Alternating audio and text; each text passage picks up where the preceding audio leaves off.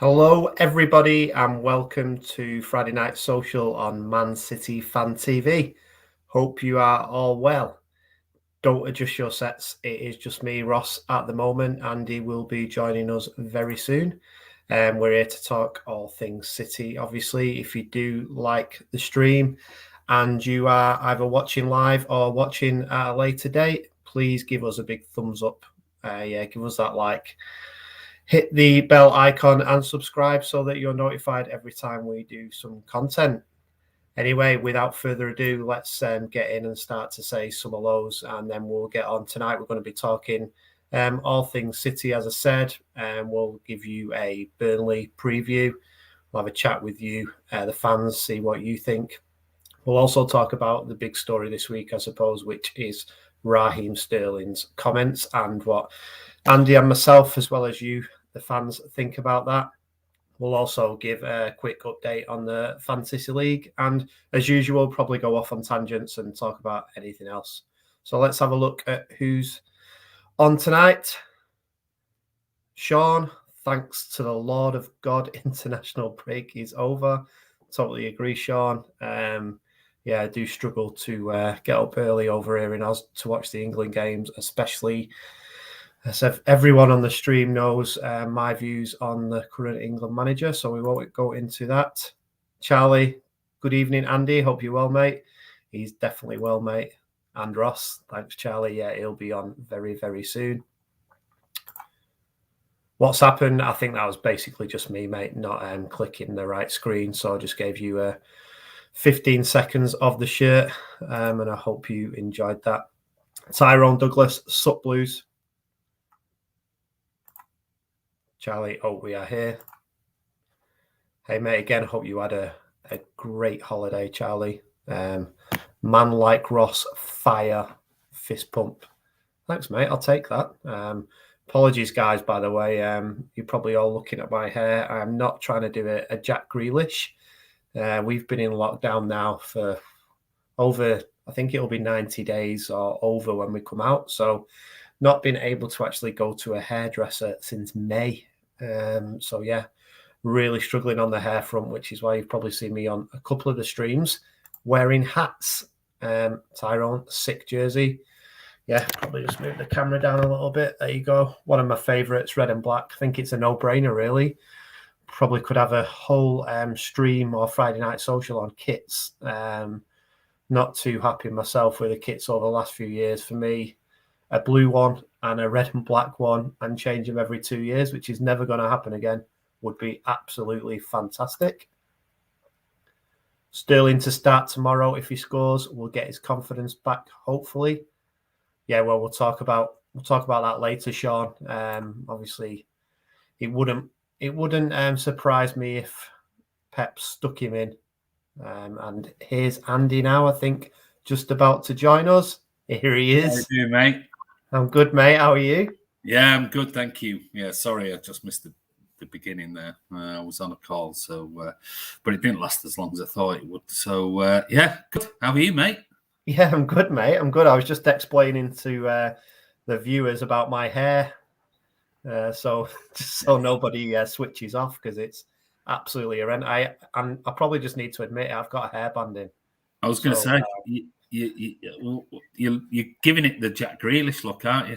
I know, yeah, but you'll have a man bun next. Yeah, Charlie's got one, so that'll be all right.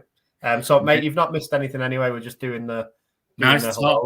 Nice top. I've got one of those. Very nice. So, yes, and a big happy birthday to Tom.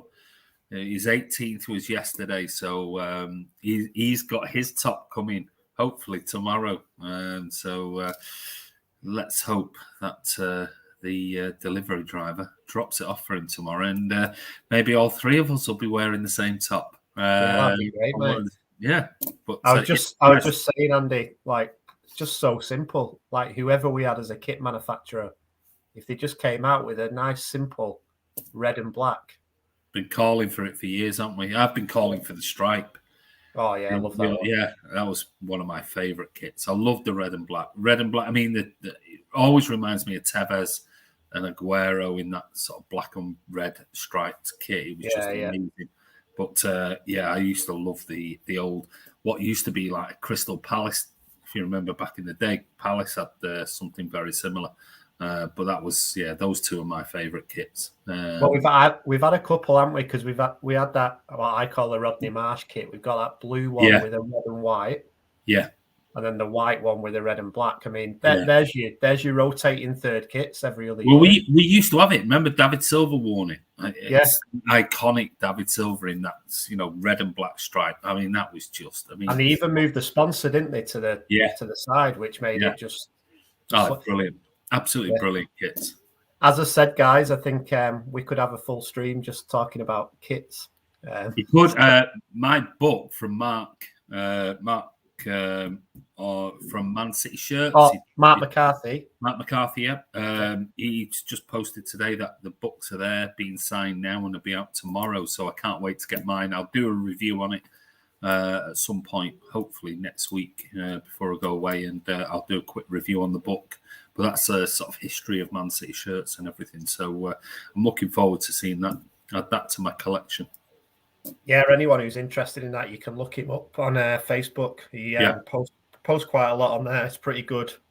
It's got a lot of match shirts. If you've never heard of him, there's stuff on YouTube as well where he's been on Football Focus. He's been on it. He's been on here. We've interviewed him a few times on here. I've interviewed him at the matches, and also did a vlog with him a couple of times on, and I've been on his vlog and whatever else. So go and check it out. Man City Shirts on Twitter.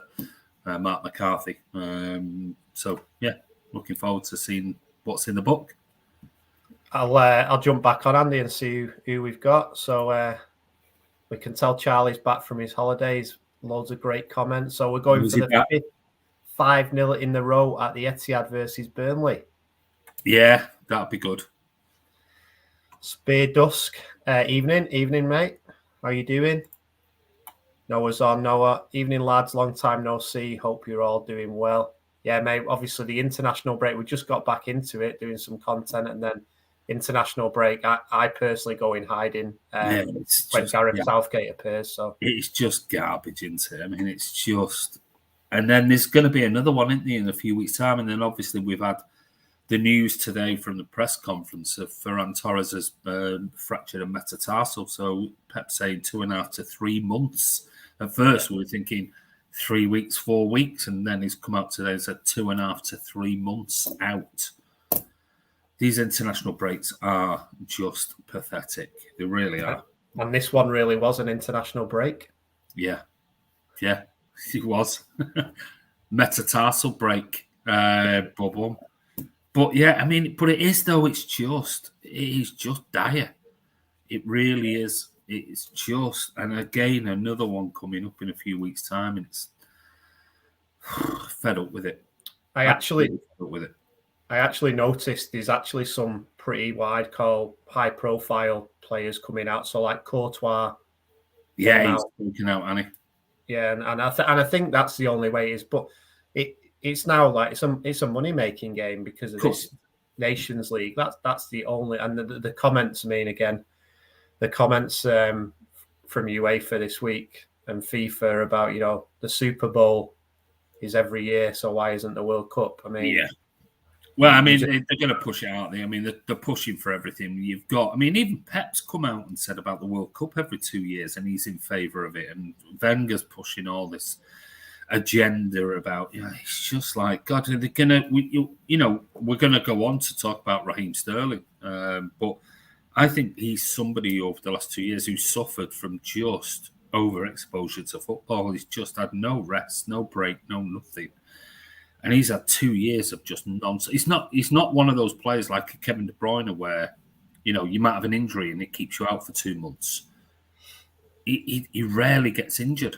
So he's always selected for England. And he's always playing, in the past, he was always playing for City. And he's just burnt out, in my opinion. And I think honestly, Pep believes he's burnt out and needs a little bit of time away and whatever else. I'm surprised he's not sort of said to him, go away for 2 weeks, go back to Jamaica, go and do whatever. Yeah. Just go and have a couple of weeks away, because he looks and he plays like he's burnt out at the moment. He really does. But hey, that's international football. It is, mate. And I think, well, obviously, we'll talk about it later, but with Sterling, I just think it's more than just a football as well. The scrutiny and the pressure and the abuse that he gets. It's got to, if you're, everyone's human, it's got to take a toll. I'm not one of these guys who thinks, oh, well, he's on this much money a week, so none of that affects you. Well, I'm sorry, guys, but all about opinions. I think it doesn't matter how much money you earn a week if people are slating you on every platform of social media. It's going to take an effect. But there you go. Danny's on. Evening, Andy. Hope you're good. Good, mate. Thank you very much. Hope you're well. Tyrone, PSG losing 1-0 to Angers. There you go. You get everything on this stream. You got European updates. Tyrone, keep the hair, but you look more like Gareth Bale. Sorry. Oh my God. Well, I suppose I am called Evans. So from the Valleys. There you go. Tyrone, the Super Bowl shit. Wow. Well, I actually, maybe unpopular opinion, I quite like American football. If you've ever been to it live, it's unbelievable. Like, it's something you've got to go to live. But I think it's just more what happens in the stadium before, what happens outside the stadium before and after is just unbelievable. If you've ever heard of tailgating, then it's definitely a phenomenon worth experiencing. That's if you can get a ticket. It's absolutely crazy over there to be able to get tickets. But there you go. Tyrone, again, the occasion of the Super Bowl is bigger than the game. And it's shit. So that's putting me right. Kamal's on. Hey, guys. Charlie agrees. He doesn't like it either. Let's got any more hellos. Neil's on as well. Neil, I'll cut Wenger a deal when they start holding the Olympics every 2 years. Only then can they consider looking likewise with the World Cup. Yeah, interesting. Scott William, Evening Blues, disappointed that Enrique played Varane again after the initial injury occurred in the game before, regardless that it was the Nations League. It's a good point. Okay, guys, I think we've done most of the hellos. Thanks again. Andy, should we jump into Burnley? Yeah, let's get on with it. So Burnley tomorrow, 4-5-0 on the bounce. Could be 5 tomorrow. I don't think it will be, but especially with everybody coming back from sort of international duty. As we know from Pep's presser today, there's going to be no Gabby Jesus, and no Ferran Torres now, and no Ederson, because they are playing at 1:30 a.m. Which is again, it just blows your mind, doesn't it, that there's an international game happening at 1:30 a.m. when there's a Premier League game tomorrow, and they will have to come back, and I think I don't know whether they have to, whether an agreement has been reached, but they're not going to be available. But he was asked in the presser today, will they be available for the European game? And he went, I'm hopeful.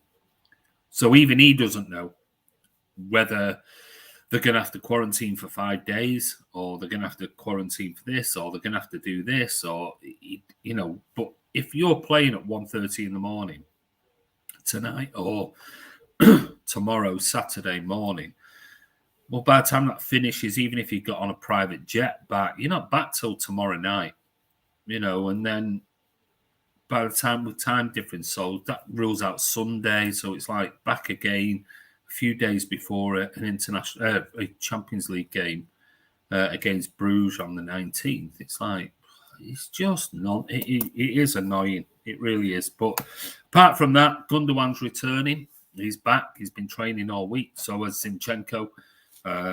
Will they start tomorrow? I guess me and Ross will give our lineups shortly. Don't forget, if you want to give your lineups, comment below and give us who you think will be playing tomorrow. But yeah, there you go. That's from Pep's presser. We'll talk about Sterling. He did make a few comments about Sterling But other than that, the embargo was until 10:30 tonight, so we haven't got any more news from the embargo presser side. But yeah, no Edison, no Gabby, and now no Ferran Torres. Yeah, just that international again. Talk about the international break again, but I really hope that all the clubs, not just City, are making those international countries pay the wages, because for me, it's like you're at work and then, all right, great, you've got to go and do this presentation, but it means you can't work for 3 days. Well, you can understand. You can understand if they go away on an international break, which we just had 2 weeks of. We just had 2 weeks of an international break, and the likes of Grealish and Foden and Sterling and Stones and all the others and Diaz and everyone else has been away on international duty. And if the club pays them their salary, the club pays them their salary, and that's absolutely the way it is. But to then interfere with the start of their club campaign, like Edison and Gabby with Brazil, on a Friday or a Saturday morning at 1 o'clock in the morning. It's not, obviously, they're not playing at 1, but our time in the UK, I think it's 1:30 tomorrow, but it'll be, 7:30 or 8:30 in South American time.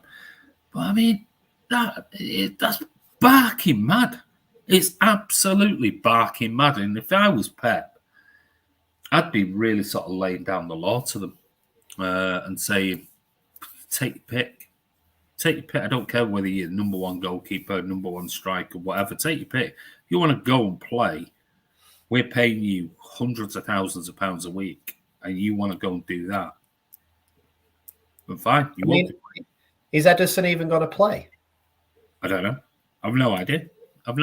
What can you imagine them both going? I mean, it looks like Gabby's reverted back to a striker's role, hasn't he, at the moment for Brazil and whatever else. But, you know, they're not going to play. They're not going to play this weekend anyway, you know. So it's just nonsense that they're playing it today at ridiculous o'clock. And so they can't be available for tomorrow's game. It's nonsense. Absolute nonsense. Yeah, I just don't get it. And yeah, I know the seasons are different depending on country and stuff like that, but I don't know whether this as well, Andy's got something to do with the last one where, you know, Brazil players didn't go and it was already, all right, we'll let them go for the next one and blah, blah, blah. Yeah, but they still originally wanted to ban them, didn't they? Yeah. And enforce that 5-day ban that if you didn't travel to go and play for your international team, then FIFA would ban them for 5 days. So which would have, you know, negated them playing anyway. But that thankfully was overlooked. But I mean, FIFA have got to take responsibility for this, surely. I mean, it's nonsense. Yeah, this morning, Charlie. Yeah, sorry, I'm talking about today. Sorry, not tomorrow. So I think they won 4-1, didn't they? I meant 1:30 today, not playing tomorrow, type of thing. Yeah. But I think they won 4-1. But they're never going to get back, are they? So they're not going to be back until tomorrow. Sunday rules that out because of travelling time. So they've lost two days, even if they came back on a flight today. Yeah. And got back tonight. Tomorrow. Surely though, it's only like back in the day when you had a big night out and then you went to work 2 hours later. So maybe. What we've got here. Let's just see. Pep said in his press conference, Edison Jesus are definitely out. Yeah, he did. They already played. Yeah, sorry. I meant they played at 1:30 today, meaning tomorrow. Ross's time is the next day. If Liverpool knew Alisson was going straight to Spain, why did Brazil coach play Edison? At least the next break, Brazil only have 2 games instead of 3. Yeah, but I mean, even so, I mean, surely FIFA have got to sort of tie these in with the regular season of Europe, because most of the players come from Europe. Most of them. So the next break, which is not that far away, it's 2-3 weeks. That will mean it's been since the start of the season. 3 international. 3. 7 games. Yeah. I can't ever remember England having 7 games before it. And now we're getting all this. I actually do think it's the countries jumping on. We want a piece of this money because there's so much money in the game, as we all know. But then there's this furore around players are playing too much and etc. And now the countries have come in and gone, oh, we'll have a bit of that. Here's another 7 games. If you think that's 7 games already, and we're only towards the middle of October. So if they play 38 Premier League games, that's 45. So that's discount any of the cup games which they've played in already, Champions League games which they've played in already. So you're talking 50, and we're in October. Yes. So they're going to play in, some of the bigger players are going to play in the majority of the cup games, Champions League games. City obviously might be in both, League and FA Cup. Champions League games as well. There's more international friendlies on the way. There's the African Cup of Nations. There's this, that. And no wonder they're burnt out. No wonder some of these players are burnt out. The likes of Raheem Sterling over the last 2 years. Granted, not this year, but has played pretty much 60 games. City were in, I think, last season, there was only 1 game out of any possible, was it 67 out of 68 or something like that, possible games that could be played, domestically and internationally for English or British teams. And City played in every one of them except for 1. Yeah. So, there's a great comment from Charlie. Barcelona games and Atletico Madrid have been cancelled due to this happening. I mean, one thing you can say about other European leagues, I've heard of that happening. Minnows, as you'd call them, they've got a big Champions League game, and they just say, "Oh, you don't need to play this week," because they want to protect the team. I mean, it's never going to happen in the Premier League. No, it isn't. You imagine if they said, "Oh, City, Pep, you're all right this week. You don't have to play because you've got 2." It's just never going to happen, but it does happen elsewhere. No, because there's far too much money involved. I mean, we see now, don't we, with the advancement of TV schedules and everything else. I mean, everything is just sold. It's sold because and I guess that's the byproduct of having the most successful league in the world, the wealthiest league in the world, because they're selling these games all over Europe, all across the world and the globe and everything else. That it just isn't going to happen. Isn't going to happen. They'll say, well, City, Liverpool, United, whoever. You got plenty of other stars. Just play the game. But anyway, it is what it is. But anyway, let's have a look at your team then. So let's see. So we'll go for. I've wrote down my team. Yeah, I've got mine. Okay, so goalkeeper. And if everybody wants to comment, we'll go through each position. We'll go goalkeeper, back 4, midfield, and front 3. So if you want to put your comments in the comment section, feel free to do so. So keeper. Well, even though this guy played very late as well, I think Wednesday your time, but I've gone Stefan in there, even though he's probably only just got back today. Yeah, I've gone for Stefan as well. I mean, the difference being is in keepers. You probably can get away with, a couple of days prior to a Premier League game. Obviously, Edison can't because he played whatever time difference you want to say, this morning or today or whatever. He can't fly back and play tomorrow. He simply can't. So, I've gone for Stefan as well. Back 4 then. Who is your back 4? I think I actually got the back 4 right in the last game for once. You did? You did. I was only 2 players away, I think, for the whole team, but I'm going to go. I think Walker will be right back. And this is the thing that, again, without going back to international, we had 5 players who played for England, didn't we? Like unbelievable. Walker's my right back with Cancelo my left back. All right, okay. And centre backs. Centre back. I would personally really, really like to see John Stones back in the team. Yeah. However, I think it'll be Diaz and Laporte. Well, I've gone 3 out of the 4, so I've gone Walker. I think because Stones played the other night, Pep might not risk him coming in. Laporte's been on a bit of a run with Diaz. I've gone Diaz and Laporte, but I'm actually resting Cancelo. And he's been back in training this week. I've got a sneaky feeling he might play Zinchenko tomorrow. But you know, it could be easily Cancelo rather than Zinchenko. But I just don't know if he's ready yet. I know he's only been back, but yeah, 3. I think he's been training for 3 days. I don't know. Cancelo's been away on his international duty as well. I don't know. It probably will be Cancelo. Hi, Andy Ross, Tim Smith. How are you, mate? Hope you're well. Neil says Walker, Diaz, Laporte, Cancelo. It goes with you. Walker, Diaz, Laporte, Zinni says he's gone with me. Stones to replace Aymeric, you reckon? Mark thinks Cancelo, Diaz, Stones, and Zinni. So he's dropping Walker. We win easy. Share on all platforms, please. Thank you very much, Tim Smith. Don't talk to me about sophistication. I've been to Leeds. Oh, no idea what that means. Cancelo, Diaz, Stones, and Zinni. So another one who thinks Walker might be dropped.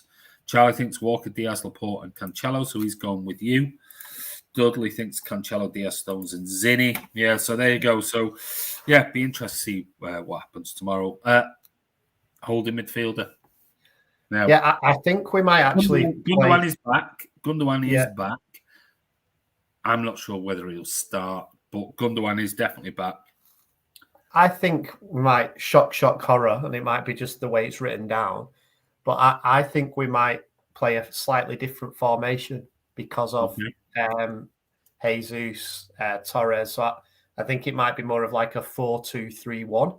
Okay. Which will morph into. So I'm going actually in that too, Rodri and Gundy, with obviously Gundogan being the more advanced of the two.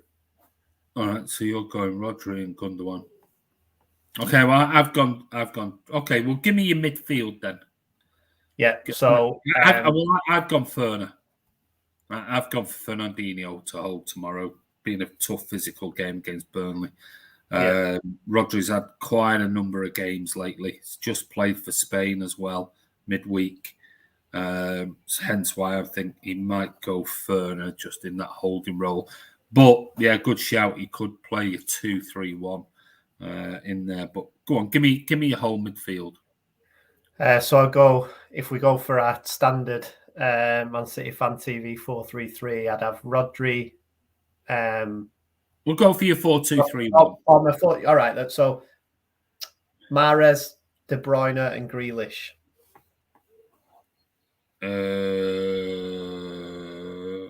Well, that's Mahrez, De Bruyne.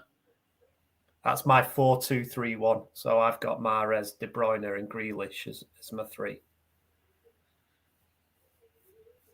If you want me to do it the other way, Rodri holding, Gundogan. All right, okay, yeah. So it'd be Rodri, Gundogan, and De Bruyne. Yeah. That it wouldn't surprise me if he plays that at all. I've gone for the standard 4-3-3 with Ferner holding, KDB ahead of him with Foden. Mahrez on the right. I've gone for Sterling to play in that sort of false 9 role with Grealish on the left, and they'll all 3 of them with Foden will interchange, in my opinion. But could be anything. Foden's my false 9. You've gone Foden. Yeah, it could be. And that's why I thought Sterling and Foden might switch and Grealish will stay on the left. But I'll tell you what, I was saying it, bloody hell, start of last year when we were all chatting about teams. But I would love to see De Bruyne and Foden in the middle of the park together. Yeah. Not out wide. That's where I've got them. I've got Ferner holding with KDB and Foden ahead of them. And then normal front 3. But I definitely think Foden is better coming deep than playing wide. we've seen it with England, and we've seen it for City as well. I just think he can dictate play in the way he runs, when he finds gaps, the way he runs at people. He can get from 20 yards outside the box into the area and cause all sorts of shit. Like Sterling was when he was on form for those 2 years. As soon as he got in that box, defenders were absolutely terrified. And I think Foden's the same. He can drive into that box really quickly. And you think you see more of Grealish doing that as well. I don't know. It's a tactic of Pep saying, whatever you do, get in that box. Get inside that box and cause mayhem. Because you'll get penalties, you'll get this, you'll get a chance to get a shot off. You can square it, you can do whatever. But you must get in that box to do that, rather than crosses and things. Get in the box and on everything. I mean, I feel really bad because there's one player that we've left out who's probably been player of the season so far. We've left him out, Bernardo Silva. Yeah, how have we missed Bernardo Silva? I just wish with Bernardo, and maybe it is because like what we've just done, maybe he just needs to play every week. But I still think he can be absolutely brilliant, and then the next week, and you know what? If this is what I don't get, when Mahrez or Sterling does exactly the same as that, they are absolutely pulled apart.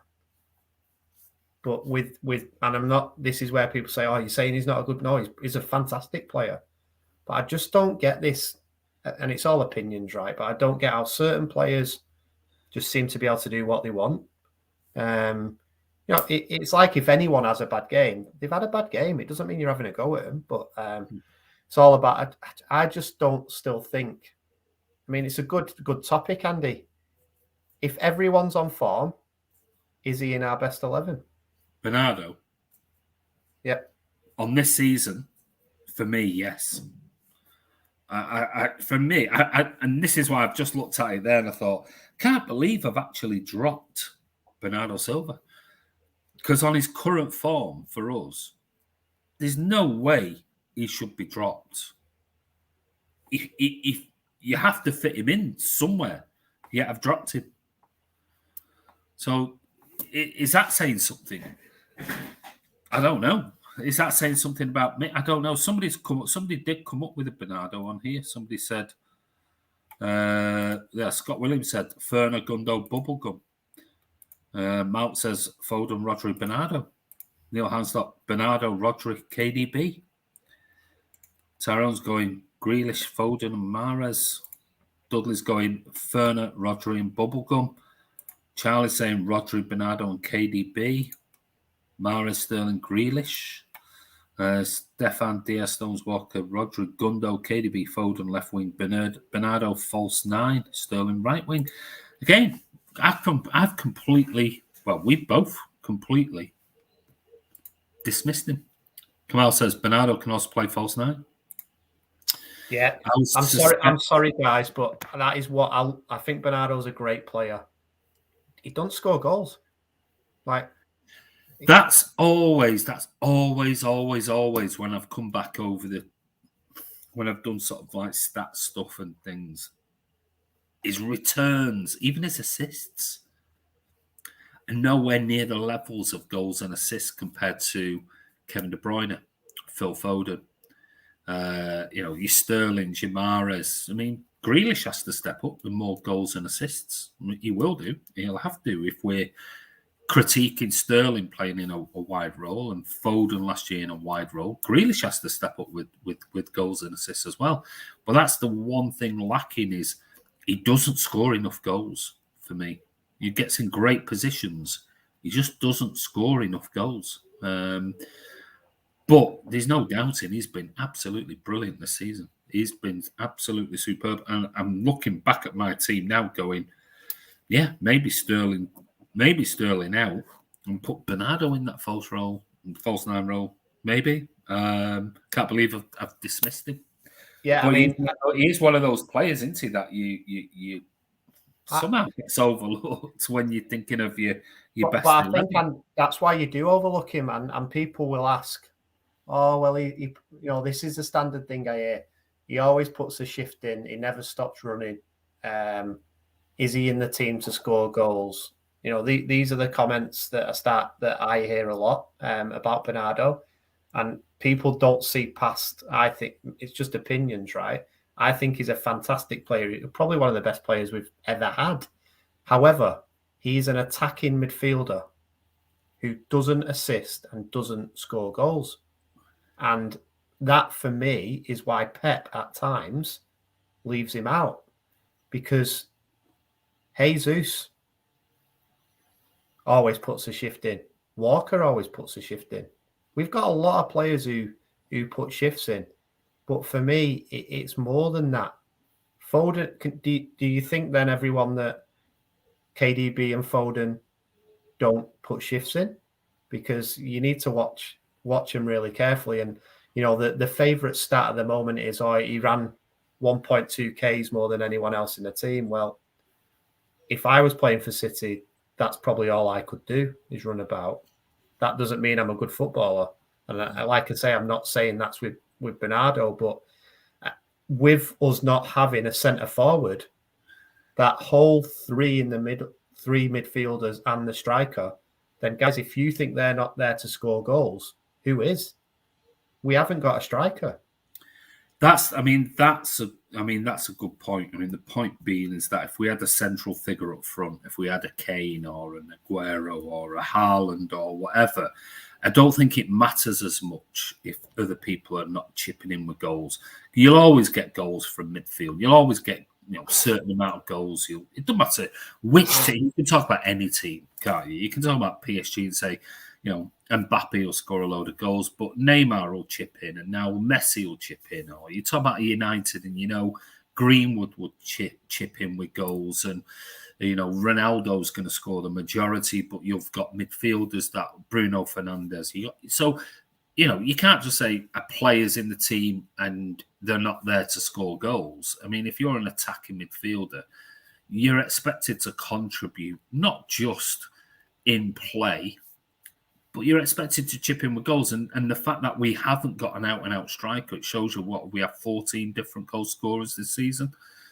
We're going to have to rely on other people to step up and score goals. And I think Bernardo Silva's probably been our best player, most consistently good player so far this season. But overall in his career at City, he doesn't score a great amount of goals. And he gets himself into some great positions. And maybe he prefers to pass. Maybe he prefers an assist and things like that. Yeah, I get that. But I do think he's integral to the way we're playing at the moment this season. I think he's been absolutely superb. And probably doesn't deserve to be dropped from the team. Andy, I totally agree. I do think if he wants to go to that next level, that Kevin De Bruyne level, because I think he can influence games like Kevin De Bruyne can. But if he wants to get to the Kevin De Bruyne level, I think he needs more goals and more assists in him. Let's face it. All right. Let's take Bruno Fernandes' penalties out of the equation. Who has more effect on the game overall, Bruno Fernandes or Bernardo Silva? Now, who's more important to which team? Is Bernardo Silva so important, critical to Man City? I don't think he is compared to how Bruno Fernandes is for United. But I still think he's probably been our best player this season. So it's a weird conundrum. It really is. And I totally agree. I know there's a few comments. Watch the chat. He was man of the match. Like, I go on the stream, see what I've said I like Silva as a player. He is he's our best player this year. Yeah. Probably closely followed by Walker, in my opinion. They're our two best players. I think Foden is starting to get into his rhythm. But yeah, I agree with all that. I'm not slagging him off. But there are things. Nobody's slagging him off. We both said he's been the best player this season. Nah. language of football, you need to watch the derby and watch David Silva's pass to Zeko. And then you will see the greatest assist of all time. Yeah. So we talk about assist, David Silva's that pass, and I was there that day. I could not believe that pass. That was unbelievable at that stage in the game. When was the last time De Bruyne had a great game in a big match? 2019. You're joking, aren't you? And it's all like we say, it's all about opinions. But so I think what you're saying, De Bruyne has not had a great game in a big match in 2 years. Really? Ballon d'Or nominee. Can't be doing that bad for the last 2 years. Yeah. He's had some great games. Granted, he's not. I agree. If your sentiments are you don't think he's played very well this season, I agree. I don't think he's anywhere near what he was last season. Just like Bernardo wasn't anywhere near what he was the previous season when he was, City's player of the season. But Bernardo's Kevin De Bruyne still makes things happen. You really would you rather? Well, take your pick. Would you rather him in the team or not? For me, I'd have him in every. Well, here's a good one for people to actually mull over and think. It is prime example. Yusuf, KDB hasn't been great against the big teams. Remember his goal against Chelsea? That massive big game, 1-0. That strike. So he's not been good against big teams. His passes against United, his passes against Liverpool, his assists. Yeah. Come on. Champions League games, he's been one of our best, on that stage. Super. But it is a good conundrum for people that we go on about, what people do and what people offer the team. Gundogan or Silva. And that's why in my team this week, he's not got in, because Gundogan's in ahead of him, because in my opinion, he might not track back as much or, offer that side of the game. But in a football match, he affects the game more. I'll be honest with you. I have changed. I completely forgot about Bernardo. He's in my team tomorrow. I'm dropping Sterling. Bernardo's in my team because I think it's hard to drop him because he's been so good this season. He's been really, really good. And he hasn't been good for 18 months. But this season in particular, he's been very, very good. He's been probably our most elite player for consistency so far this season for me. So Bernardo's in for me. I've dropped Sterling. Play him wherever you want. Play him on the left, right, false nine, wherever. He's in. I think he's undroppable for me. So there you go. But I do agree. Pep does see something in Gundogan, and he does bring something a little bit different. I think his passing, Gundogan's passing is better than Bernardo's. His work rate is nowhere near Bernardo's, but his passing, his choice of passing, I think is better than Bernardo's. But Bernardo is bringing so much to the team at the moment, work-wise, energy, interchangeability, that type of thing, that I think he probably might get in tomorrow ahead of Gundogan. But he might go for a Gundogan and Bernardo, maybe. We'll see. Yeah, I mean playing Burnley, Gundogan will be okay, but he slows our game down. Wow. Yeah, but when he slows our game down when he plays with a Rodri next to him and they sit deep. He's a totally different player when he plays in like an 8 role or a 10 role, an more advanced role, where he doesn't have to be playing 5-yard passes. He can move into space like David Silva used to. And I used to say, maybe go and watch last season, everyone, because you what, he was superb. He was there was no doubt about it. He was very, very good. And Pep likes him in a certain role. But I agree. I used to say the same with Fernandinho, David Silva, and Gundogan. I used to say the same thing. When those three used to play together, it was slow because they were all playing passes 5-10 yards from each other. I think when Gundogan moves more advanced, but the problem being is that you want Foden in that particular role. So it's trying to squeeze them into formation. Maybe why you might go for a 4-3 or a 4-2-3-1 or something like that. But when Gundogan plays in that more advanced role, he definitely is a much more creative player for assists and passing and things than Bernardo is. Bernardo's your busy workhorse, runs around, tackles back. Gundogan don't do that. But yeah, it'd be interesting. But this is the problem. Try to squeeze them all in. Yeah. I mean, to be fair though, whatever team we play, we know who's in the back four, and then we know 2 players hug the touchline. Everyone else in that middle area, I know Rodri or Ferner if they play are more holding, but everyone else is just going wherever they want, really. They swap, and I'd actually like us to see the 2 wide players swap a little bit more.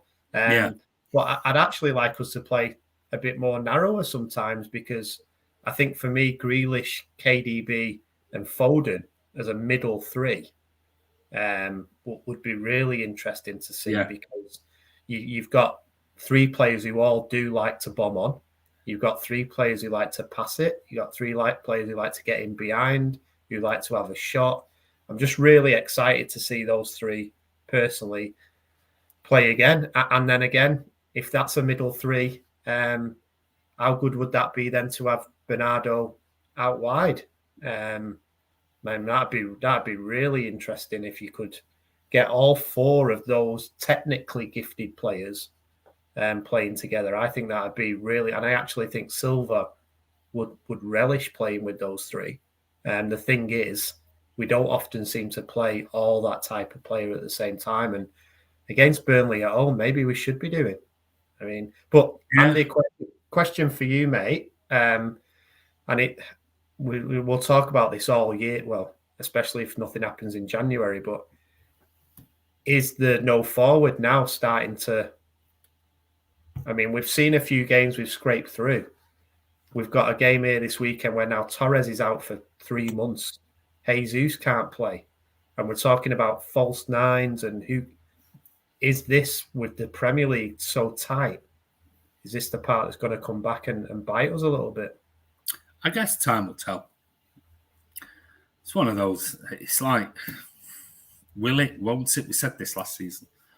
Last year it was in November time. Oh, we're 12th, we're 11th, we're 10th. We're out of the title race. We're this, that, and the other. And I kept saying, keep the faith. We'll be fine. We'll win the league. And we did. We stormed it. We won it easily.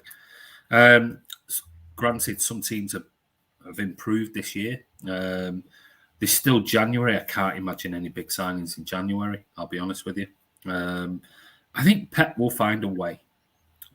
Now, if it wasn't Pep as a manager, would I be worried? Yeah. I'd be really worried right now. But I think with Pep, we've seen it can be done last season, and it can still be done this season. If he will find a way, doesn't mean we'll be our very best. I don't know. Maybe we'll win the league by 15 points. Who knows? We're 7 games in. Who knows? But I'm glad we've got Pep as our coach, manager, in this position without a striker than any other manager in world football, because he will find a way. I mean, we had Aguero, and he didn't play Aguero. He'd play KDB there, or he'd play Sterling there, or he'd play, and we had Aguero fit, ready to play, but he didn't play him. So, we're not going to sign anybody of note worthy in January. I don't think it's going to happen. We might sign them for next summer, but we're not going to bring anybody in. Will it mean a loan signing in January? Maybe, because if you're looking at now, we're sort of towards the middle of October. That means if it's going to be 3 months, you're talking about January before Torres will be back fit, ready to play. What's he going to be like when he comes back? So I don't know. I'm not worried. I'm not worried at all. Does it mean to say that when we're going to win the league easily? No. Does it mean to say that we're going to drop off massively without a striker? No. I guess we'll just wait and see. I'm just glad we've got Pep as our manager in this predicament right now. He'll go back to begging the question as to why we haven't signed somebody in the summer again. Why did we throw everything into Harry Kane? And we're certainly not going to pay. We wouldn't have paid 150, 200 million for Haaland in the summer. So is there anybody else out there that we should have really gone after for 30, 40 million as a bit of a backup? I don't know. Will it come back and bite us on the bum? I guess we'll wait and see. But anyway, yeah, that's tomorrow. Mate. Yeah. Yes, Charlie, I am there tomorrow. Yes, I am going. On to Sterling. We'll do a bit of Sterling, and then we'll see what the fantasy football league table looks like, and then we'll wrap it up for tonight. So Raheem Sterling. Well, comments have come out, as you probably guessed. He did an interview with the Financial Times. Me and Ross spoke about it quickly, very briefly earlier tonight. My point was, I do think some of it has been taken way out of context, and yes, he has stated certain things, but I mean, he's only answering questions that's been asked of him. So if you're asked, are you happy? Are you happy? If you're in any business, are you happy not playing, or not working so many days, or not working on so many contracts, or if you're a footballer not playing so many games, what are you going to go? Oh yeah, I'm really happy about it. Yeah, I'm really happy. I'm not playing as many games as I want to. We all complain that we want footballers to be open and honest and not toe the party line and the social media line and the usual standard boring questions that everyone can see through and go, standard comment, standard answer, blah, blah, blah. Well, he was answering questions. Was he right to do it? I don't know. Pep says he knew nothing about it. I'm sure he did. I don't think Pep took it that bad. I don't know. I think when it comes to Raheem Sterling, there's been lots of people who desperately want him to go, whether they're City fans or whether they're opposition fans. They want him out of Man City for some weird reason. They want him out of Man City. But for me, there's two things. He was either being perfectly open and honest with answering questions which we all want. Imagine us interviewing Raheem Sterling on here, and we just got the toe the party line answer out of it. It'd be like that, wouldn't it? You're like, oh, Jesus Christ, this is boring. We wanted a little bit something else. Well, he's been open and honest and answered the questions. One of them was about, playing overseas. Loads of players want to play overseas at different clubs. Loads. Yeah. If you ask most Premier League players, the chances are they'd say, oh, yeah, I'd love to play for a Barca or a Real Madrid, whatever their affiliate. Everyone has an affiliation, don't they, with an overseas club. It could be AC Milan, it could be Juventus, it could be Barca or Real. Everyone has an affiliation as a second club, a third club. Why are players any different? So, experiencing a new country, I'm sure if you ask most people in general, everyday life, would you like to go and do your job overseas somewhere? Well, Ross, you're a Manc. You're living in Melbourne. Well, you transitioned and moved overseas. Your job, a new way of life. I'm the same. I did the same. I've been overseas and lived overseas and things like that. I still work overseas. But, why are footballers any different when they say, I'd like to experience a new culture or a new, at some point. He never said, I want to do it this year. He just said, yeah, at some point, it'd be, be nice. And what the media are very, I've got the actual quotes. I thought I'd just bring them and read them out. So when he was so he doesn't even say as well, I've not seen the full interview live, but this is the quote that Sterling said that then the media jumped on. So Sterling said, if there was an option to go somewhere else for more game time, I would be open to it. As an English player, all I know is the Premier League. And I've always thought, maybe one day I'd love to play abroad and see how I would come up against that challenge. And he says, I'm not a person that's going to complain. I've tried not to make it a bigger deal than it actually is. I get on with my work, do what I need to do. I'm just raring to go and be playing football matches regularly, scoring goals regularly. If football for me is not at a certain standard, I'm not really at my happiest. If I want my happiness at a certain level, I need to be playing football. I need to be scoring goals and enjoying myself. Yeah, I mean, somebody said it. Neil said here, rightly so. If Sterling's form was better, he'd be playing more. I totally agree with that. I think he hasn't been great. He hasn't been great for 6, 8, 12 months. His form hasn't been. So I totally agree with that. Scott says Raz has missed a striker. I'm definitely with you on that. I'm definitely with you on that, Scott.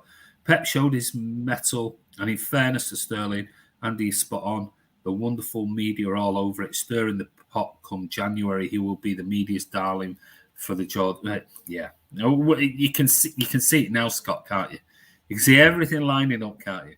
Oh, we'll offer you 400 grand a week, and Sterling would say, listen, do you honestly believe that Raheem Sterling would leave Manchester City, who are in 4 competitions towards the end most years, Champions League, everything else, to go and play for Newcastle, who are not going to be in the Champions League next season, who are not really going to win anything and certainly not the Premier League for a few years at least.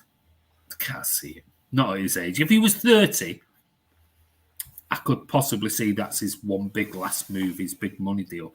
But like I said there, I'd like to try football in another country, a new challenge, And of course he wants to play more football, but he's not complained. He's getting his head down. And Pep's always come out and said he works hard on the training pitch. He works hard. He's just out of form at the moment. Look at Harry Kane, prime example. His head's been twisted and whatever with his lack of move in the summer, and he's just bang out of form at the moment. It'll come back. Well, Charlie says we need to sell Sterling for sure. No chance Raz goes to Newcastle at this stage in their project. Yeah, I agree, Oscar. Hopefully Newcastle do buy him as they'll pay 150. No chance. They'll never pay that money.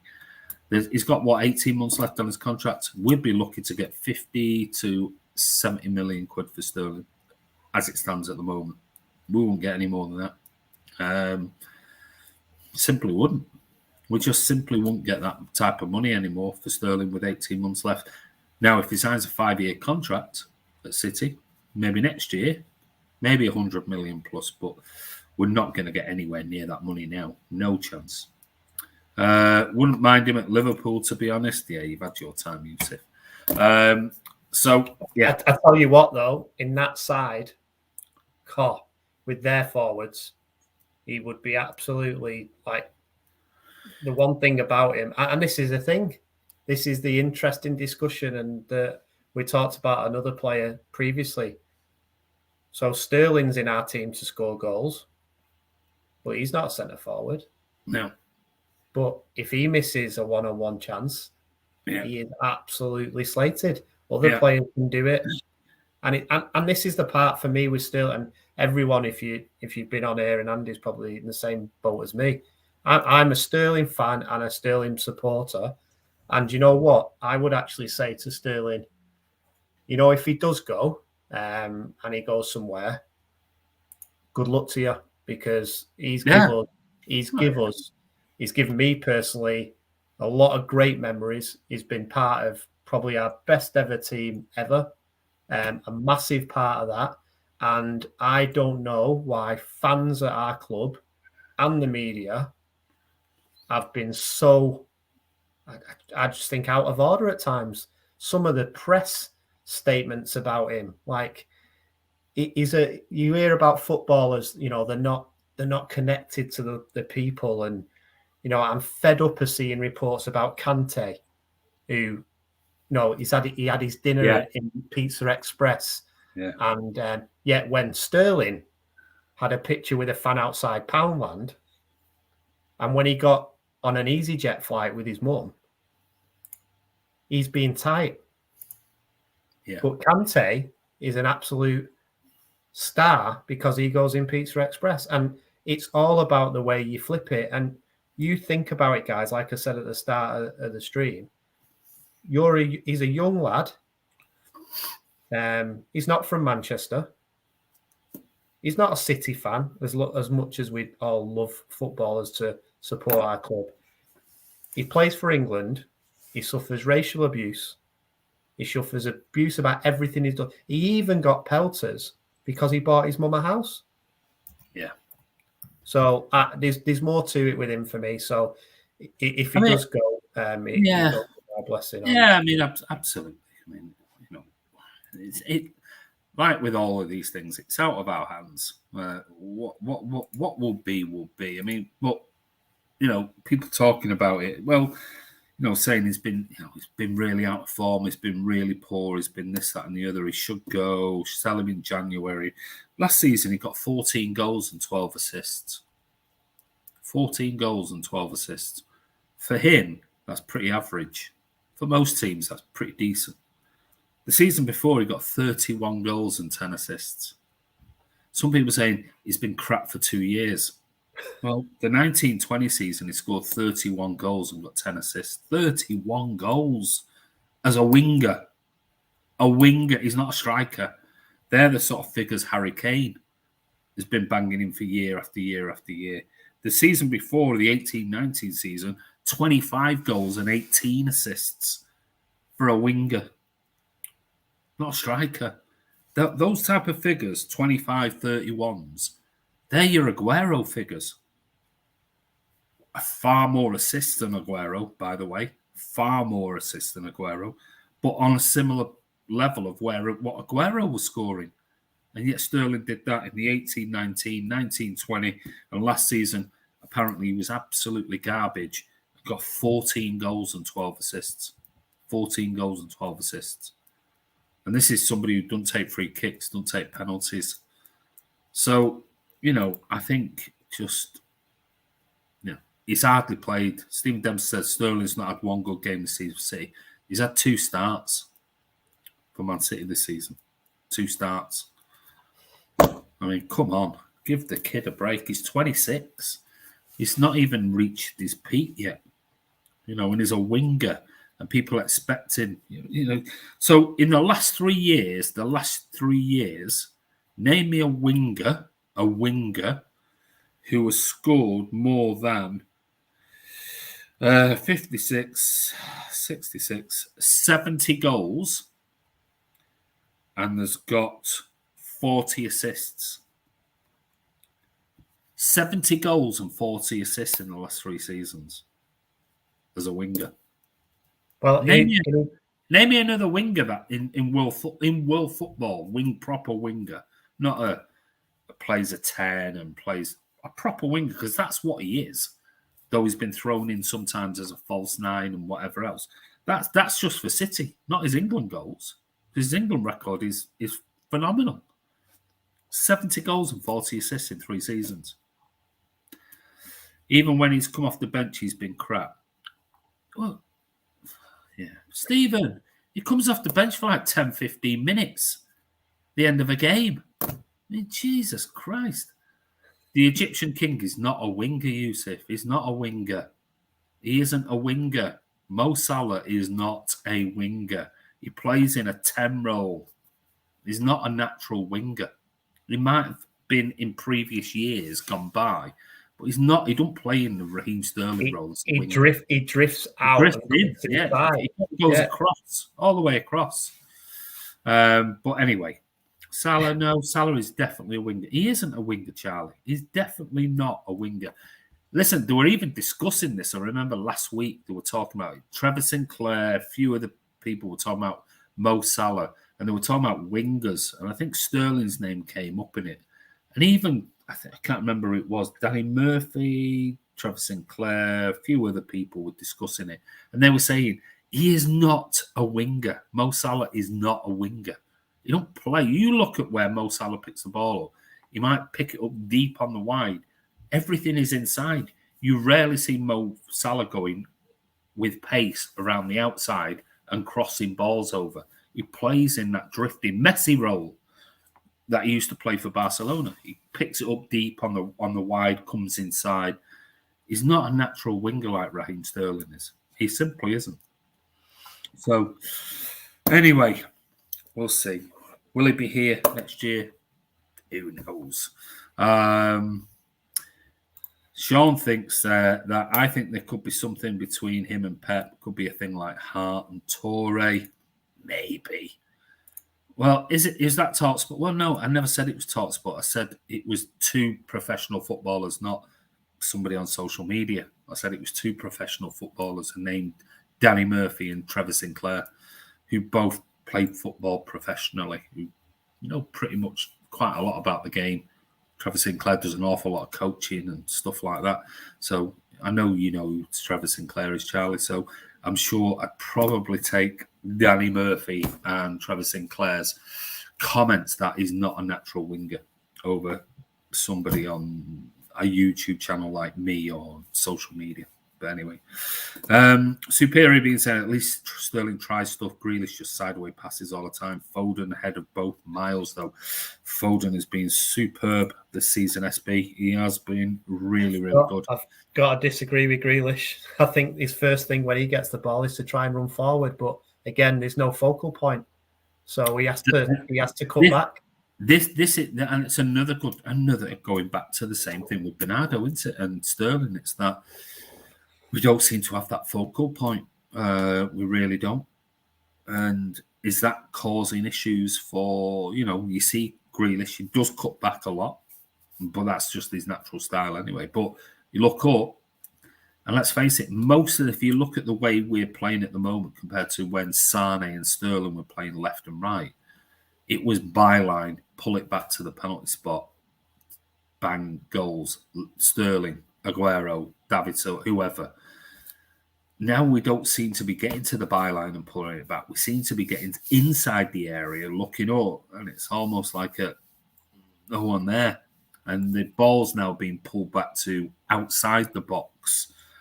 We saw Kevin De Bruyne's goal, didn't we, against Liverpool? But we're not seeing that byline, pull back, goal from 5-6 yards out like we used to see a couple of years ago. So are we missing that focal point? I'm sure we are. Yeah, and the interesting thing for me, though, on that idea is maybe it's just the way I've watched the matches. I feel like we're knocking the ball in the box more this season, and there's no one there. Yeah, you've seen it a number of times in the last few games where Grealish, Foden, whoever it may be, get the ball, look up, and you just think, there's no one there. There's nobody busting a gut to get in there. And that's when Ferran Torres is playing or Gabby's playing in that role. There's nobody running into the box. They're all still in that pull-it-back mode. Well, when you've got 5 or 6 defenders, pretty pointless. They're not going to waste the ball by flicking it in the air. But we have been doing that more and more of late. But without a natural striker, does it mean? Is it time to get the big dog and introduce him into the squad, Liam Delap? Should we be getting him in and giving him more game time? Should we actually be seeing what he's like? Certainly against teams like Burnley. Should he be coming on maybe in the second half and, seeing what he can do? Well, we've no Ferran Torres. We've got no Gabby tomorrow. Is this a perfect time to introduce a Liam Delap into the team and say, there you go, because he's a big lad. He's strong, he's physical. Burnley are physical. He'll get in the box. He's good on the floor. He's good in the air. I don't know. Is he injured? Is he injured now? No, not more game time. It's not even played, has he? I'm saying, is he still injured? Is he injured now? Still? I thought he was back. But the next 3 months, is it time to get somebody like a Delap integrated into this team? Because if everyone's complaining that the crosses are going in, no one's there, people were moaning about the fact that we've not got a natural striker. Well, we have in the EDS. Do we need to give him more game time? Or is it Pep just going to stick with false 9 or Gabby? And yet, the sad thing is now, Gabby's been playing well out wide. Is he going to be dragged back into the centre again, where people have been moaning like mad about? Oh, he's not a striker. He needs to play wide. I just with Delap, for me, anyone who says he's good enough or he's not good enough, for me, I don't know how you're making that call, because you can't. We've not seen him. And for me, last year, when the season turned around, let's face it, but he started a game, he scored, and then when that disastrous game against Leicester, I actually thought he had a decent game that day. I loved seeing him go through Schmeichel, but then from then he didn't really get a look in. So has Pep made his mind up based on them 2 games? And maybe he's not good enough. And if that was the case, I would, as a club, I would have liked to see him go out on loan. And I know people will say, what about Foden? He's not Foden, right? Foden's a one in a lifetime player. Yeah. But with Delap, I think he would have benefited from going to a Burnley or a Palace or a Brighton. I think he could have got a loan deal in the Premier League. I think someone probably would have had a look at it. Yeah, I'm sure they would. And I liken it to players like Joe Hart. Joe Hart was a player that season he had for Birmingham, and then it was like, right, he's good enough. Yeah. Because he's been in a team. He's had to face it. He's going to come into a better team. He's good enough. But if we're going to give players like him a chance, then tomorrow would be again. Now, if he's injured, he's injured. But when you play the likes of Burnley, Watford and all that, but the thing is, he doesn't get the chance. No.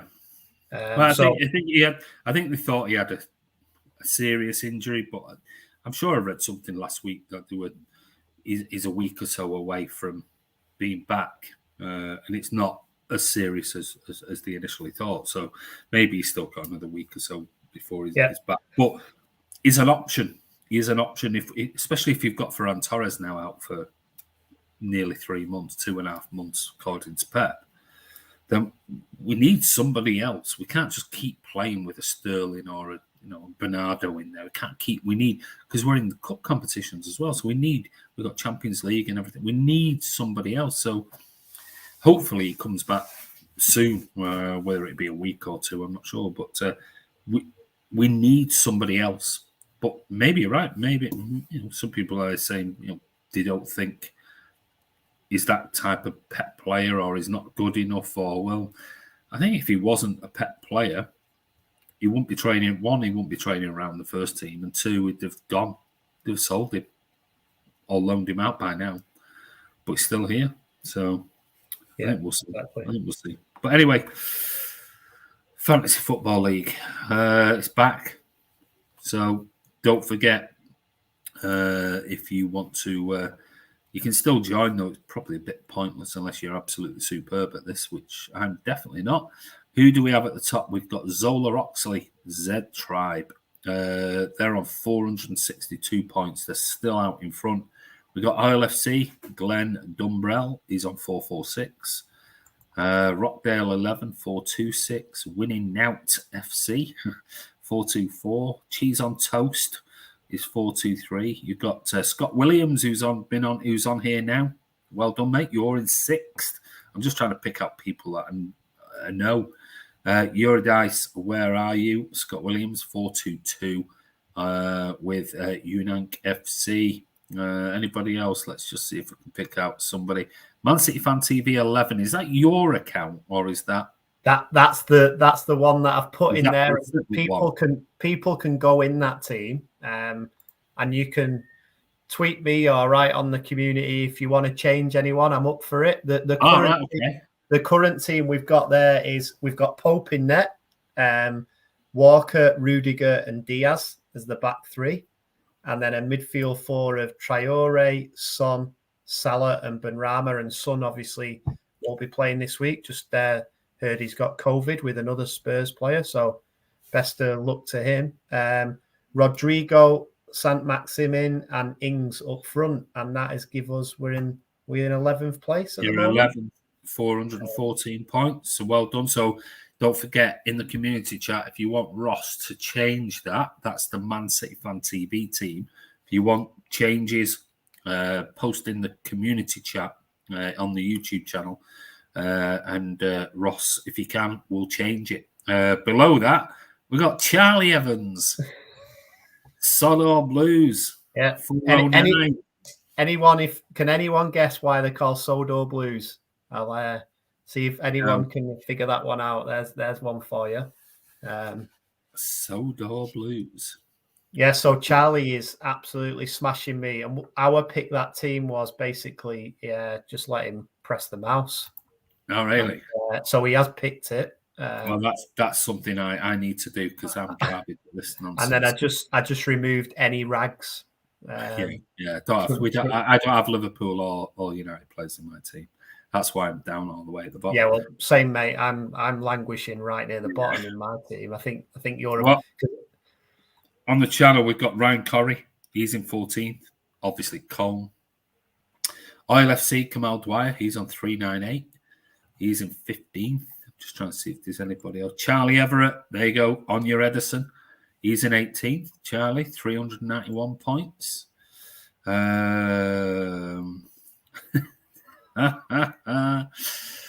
a Sir William Wankspangle. I love that. 362 points. He's in 22nd. Anybody else? I'm just trying to see anyone I can pick out. Paul Standall, Blue Mooners. He's on 347. He's in 32nd. I'm on 37th with 331. Jordan Best is on 323. Lewis Yates, Premier 11, is on 322. Iona Beats is on 315. Mingy Wong is on 312 in 42nd. John Sentpateri is on 300. Jack Lee, Kip Skins is on 289. Anybody else? Ross Evans, there you go. Chachi's haircut, you're on 265. You're doing garbage, mate. You're second from. Oh no, you're not second from bottom because there's another page. Yeah. Do you know what I did? 49. So I actually had 4 City players in my team because I put Grealish in before Tom Hudson, 52nd. Raheem Smurfry. Ronnie Beaver, 54th. He's on 165, but he did join late. But anyway, there you go. That's a bit of an update on there. Yeah. But I don't know. I've used all my wild cards this week. Oh, what a shame. I've not used any of mine yet. What I do want to just say is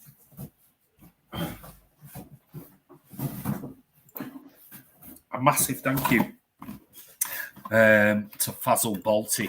If you don't follow Fazal Balti on Twitter, City fan Matt. What he does is he does retro trainers and unique one-off sort of few ones.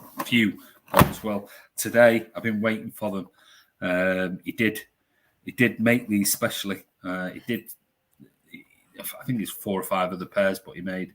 But yes, I got them finally. Nice. See. And then I get it up. Let me just see whether you can see it.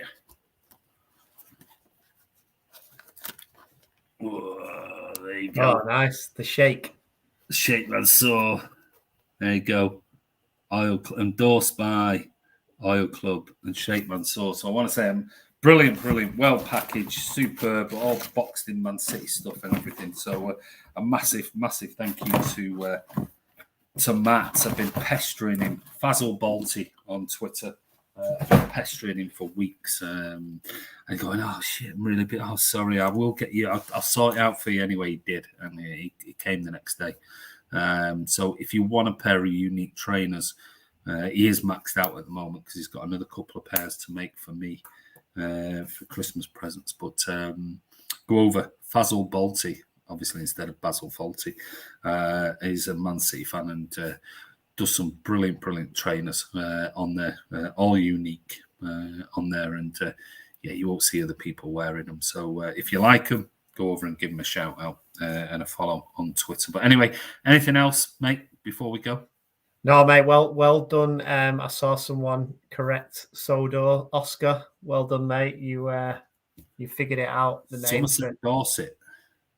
No, that's not right. That's not right. No. Oscar's right further down. A little bit up the chat. There he is. Thomas the Tank. What's that? That's where Thomas the Tank Engine's from. Sodor. So there you go. Mate, how am I supposed to know that? I think Thomas the Tank was well after my lads were kids, so I never watched Thomas the Tank. Yeah, I only watch City. From, is it? City and Thomas is the only things I watch now, and I'm catching up on Line of Duty. So that was I've never seen it. Brilliant. Yeah. So no, for me, Andy, looking forward to getting up early, watching the match. Then being tired for the rest of the weekend. Hope it's worth it, and it's not one of them dire 0-0s. We didn't do score predictions actually. We haven't. We'll do that now. But Scott Williams, yes, it's Fazal Balti, mate. That's the one. But I know I did try to put an order in yet last night for a couple more pairs, but he's maxed out in November, so I don't know whether he'll be able to get them. But go and give him a follow anyway, and I'm sure if he's got something coming up that he's going to put out there. I've seen him maybe every few months he'll put a trainer on there. Those I want the David Silva ones because he did that colour in David Silva, and when I finally saw them and put a request in for them, they'd gone. There was no more left. Yeah. So I've asked him if he can make me another pair, which he's going to do for me in that colour.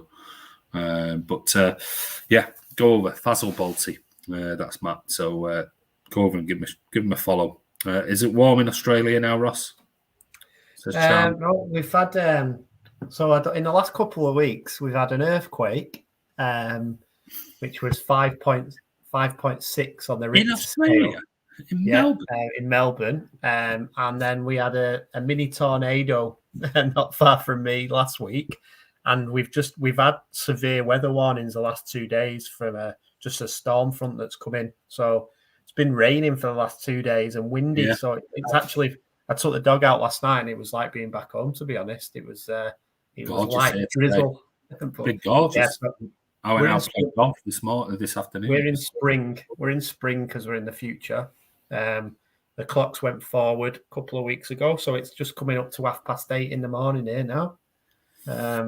Happy days. Yeah, it's not great, the weather, mate. But yeah, it's looking like we're going to be released on the 31st of October. Not long to go.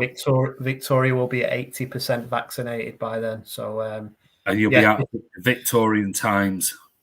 Yeah, we're in a 7-day lockdown, which has lasted nearly 90 days. So it's our biggest one, actually. So we're now officially the most locked down city in the world over the last 2 years. It's mental, isn't it? So yeah, it is mental. Considering how many people have been vaccinated as well. So Derby Day is looking like the first time for there'll be like 2.5 seasons I'll be able to go and watch City in the pub. Yeah. So yeah, looking forward to that. So listen, everyone who's moaning about lockdowns and things like that, try being over in Australia. Try being in Melbourne in particular. But anyway, score predictions. Sean Fogarty thinks 5-1. Yusuf 5-0 City, probably. That's always the scoreline when you play Burnley. Oscar says all the best Thomas the Tank episodes are when Diesel is in it. I agree. Diesel's my favourite, mate. Okay. City 3-0. Thinks Neil Hanstock. Dupay is on. How are you, buddy? Dupes thinks it's going to be 3-0. Language football. City 1-0 Burnley. Diaz 94th minute header. Man City till I die. Hi, how are you? Is tomorrow another 3 o'clock? It is. Charlie thinks it's going to be another 5-0. I'd love to see McAtee, Latvia, Palmer, Keiki, and Wilson. Wilson's brand start tomorrow. It's not going to happen, unfortunately. 3-0 City, Andy. You reckon mark the blue? Good, Andy, and you. I'm good, buddy. Very well. Good to be back on here again. It's been a while. Been busy. So I've got literally a few more days before I go overseas. So I'll try and get some more videos in before I go. But I will be when I'm out there. I'll do some videos because I'll have nothing to do in the evening except for maybe watch the sunset come down on a dry island. Can you believe it? It's dry. So I'll have a week out there. Can't even have a beer. Can't have anything. It's like 4-0. Scott Williams has gone for 2-1. Stephen Dempster 0-0. Oh, you're a cheery sod, aren't you, Stephen Dempster tonight? Is Kurt okay? I don't know, mate. I haven't spoken to him. So I hope he's all right. But I haven't spoken to him, so I don't know, mate. 3-1 to City, you reckon, Dudley? The club sent a sneaky email today saying COVID passports coming in. No, they didn't say that. They said COVID spot checks. No few lads that would be in the final, nail in the coffin for final and second. They never said it wasn't an email about COVID passports. They said that for tomorrow's game in the Legends Lounge, you may be subjected to spot checks for vaccinations and things like that. That is the only place that they're doing spot checks for tomorrow's game, but that could be introduced further in there. And I'll be honest with you, at the end of the day, it's something I expected to have happened already, and it's not. So, yeah, if you're vaccinated, then it is what it is. But I don't think it'll be COVID passports and things like that. I don't think that'll happen. But if spot checks come in, you'll have to be vaccinated. Yeah, well, we've just had without going down the COVID thing, we've just had a mandate. So in my industry, if you're not vaccinated or you've not got a booking for a vaccination, as of yesterday, you can't go in work. So I mean, I'm not trying to push whether you should or should. Everyone's got a choice to it, but the facts are, if like next week, I can't fly into a country next week unless I'm vaccinated. Otherwise, I have to quarantine for 14 days. So I can't do my job. So I have to be vaccinated. So it's not a fact of whether I agree with it or disagree with it or whatever. I mean, it's the way it is. So you have a choice. If you don't want to be vaccinated, then you'll just have to, abide by the regulations that are brought in by an industry or a country or whatever it is. There's not a lot you can do about it, unfortunately. Ahmed thinks it's going to be 4-1. Duke says hopefully Grealish can score tomorrow. I hope so. He's in my fantasy team. Language football, COVID passes, passports, whatever, but coming in later this season. They won't, mate. They won't be coming in next season. There'll be no COVID. They won't. I can't see it happening. I'd be surprised anyway. COVID passes and passports, it's something that was bandied around. But if it is, it is. And if it is, it's a choice, isn't it? You have a choice, mate. If you don't agree with it and you don't want to do it, then you don't go. It's that simple. It's like saying, well, I want to travel to an overseas country, but I don't want a biometric passport. Well, don't travel to an overseas country then. There you go. It's that simple. You have a choice, But it is what it is. And if passports, COVID passports and passes come in and they are what they are, then it is what it is. It's one of those. Do I agree with it? I'm not saying that I agree with it and everything else, but you have a choice. You either do it and you go and watch the game that you love, or you don't do it and you don't watch it live per se. Watch it at home. I wish I could go to a football match. Like at any level. Yeah. Or even just go to anything. We've got literally chemists and supermarkets are open, and I can only go 15 k's from home. Yeah. Still. So and we've got a curfew. So guys, be careful what you wish for and be thankful for what you've got, because there's always someone. I'm not saying we're worse off, but it is tough. We've been locked down for about 18 months in the last 2.5 years. So it's good. Looking forward to the match. That's me. Can't wait. Yeah, absolutely. It is what it is. Go to have my booster and flu jab on Tuesday. Good luck with that one, buddy. Well done, guys. You're both really useful engines. The empties will be off the scale. Only 30% of North Manc vaccinated or something daft. Huh?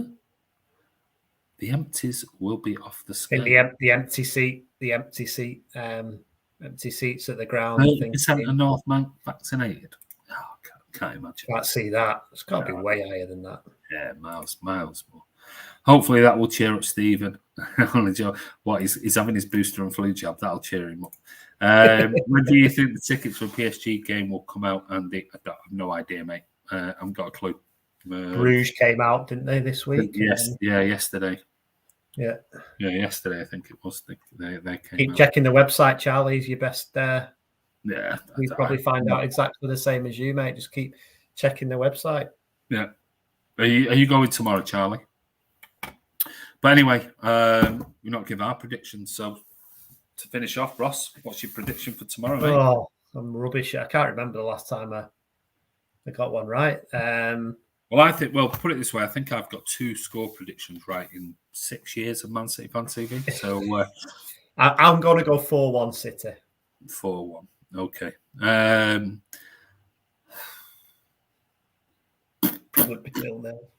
I'll go 2-0 City. 2-0. I think it might be a tougher game. Can't make tomorrow, but I'm going to the PSG game. I thought you just asked when the PSG tickets are coming out. But now you're going to the PSG game. Or you're wanting tickets for the PSG game, I'm guessing. Have you seen images or videos of Everton's new stadium, Brandymore? Yeah. It looks going to be very nice. Very, very nice there on the dock. So be interesting. But anyway, I'm wanting tickets, he says. I was going to say, why are you asking us for when the tickets are out? If you're going already, I don't know when the tickets will be out. Does anybody know the latest on the North Stand expansion? I think that's off at the moment. Yeah, there was something because there was something in the evening news, but obviously they removed 2,000 seats, didn't they, for the new advertising boards, which on TV look unbelievable. Like there's the stuff on there. And I think so that's knocked it down. And I think the plan is to just take it to 60,000 with the North Stand. They've got the planning permission, but it's just about when and where they do it. And obviously, we only get 10,000 fans, so we've got no need to. No need to expand.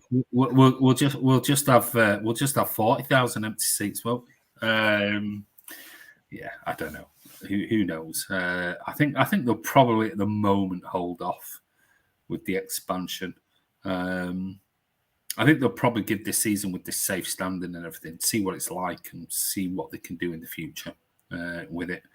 I still think, we've discussed it so many times on the channel, still think it would be great to have the away fans at the opposite end. Something, do something different with the stadium, but I don't know. I've noticed actually watching a few Premier League games and highlights and stuff that apart from you big, I'm going to say big teams, and not go into that debate, away followings don't seem to be great. They're not. No, they certainly haven't. They haven't been in the season. Certainly at the Etihad. I mean, looking at the away support so far this season, it's been pretty. Saying that though, Palace always bring a load and they're rowdy. They'd like to sing and that, But some of the away support this season has been pretty dire. I mean, City always sell out. I mean, always take 3,000-4,000 away, and that's a given. But at the Etihad in particular, I mean, some of the away support has been really poor, really, really poor. And that's just like people arguing against empty seats at the Etihad. Obviously travel, money, costs coming out of pandemics and things. So maybe that's affected it. I don't know, but it's not even been. If they got 2,500 away tickets, it's been like 500 to 1,000. It's not even like it's anywhere close to being full. But I don't know. It's what it is. Oscar says, aren't they waiting on safe standing trials? Yeah, I think they're going to wait until they get the full go-ahead because I think if they're going to expand the stadium, I think there'll be a bit of a rejig around the stadium, and I think it won't be the same as it is at the moment, I don't think. If they do it, end up going ahead with the expansion, I think they might rejig a few things around because I think there's been discussions and debates and comments from supporter groups and things about where away fans should be sat and all that type of nonsense and whatever. But Arsenal brought a lot of fans. Arsenal didn't bring a lot of fans, mate. There's no way I can show you a video of the Arsenal away support. They definitely didn't bring. They didn't fill their section. They really didn't. This team, PSG, will never give their supporters broken heart. Enjoy the game tomorrow, guys. Thank you, Oscar. But yeah, no, definitely, Arsenal did not. Arsenal, they weren't great. They normally bring quite a few, but I can definitely say it wasn't full. It wasn't. Tomorrow. Coded Rebecca Owusu. The only Arsenal fans that turned up were members of the Arsenal Fan TV. There's plenty of them. But no, it definitely wasn't. Yeah, but I don't know. I don't know what the reason is. Maybe it's a long way to travel, COVID, money, expense, that type of thing. I'm not going to slag off teams for not bringing, fans to away grounds and vice versa. It is what it is in this present climate. But anyway, anything else before we go? No, mate, that's good for me. Like I say, looking forward to a good game, and yes, just great to have football back and not international. So I mean, yeah, that guy stealing a living needed to win, and you bring Grealish off, who just started kicking in the game. I just don't get it. So yeah, I'm looking forward to seeing players play where they should play for the clubs and having a good game and forgetting about that dire. I just don't understand how England becomes so dire when we've got such great players. And my opinion is there's only one person to blame for that. So there you go. Yeah, I know you're not a fan of Grealish, of Southgate, are you? No. Stealing a living, mate. Stealing a living. I know. I was just trying to find a video here for Stephen, who seemed to think that it looked full. But maybe I'll have to do that another time. I've got it on my phone somewhere. A good view of the Arsenal fans, and it definitely wasn't full. Is it there? Let me just see.